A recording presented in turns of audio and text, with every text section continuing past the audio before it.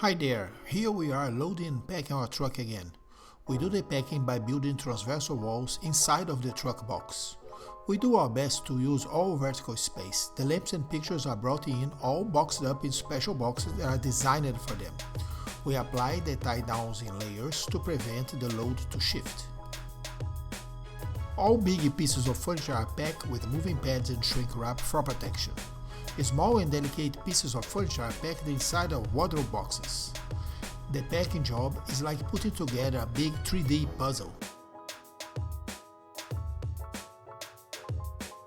A lot of damage is avoided when pieces of furniture are packed in a snug way against each other. The big mattress is also wrapped for protection.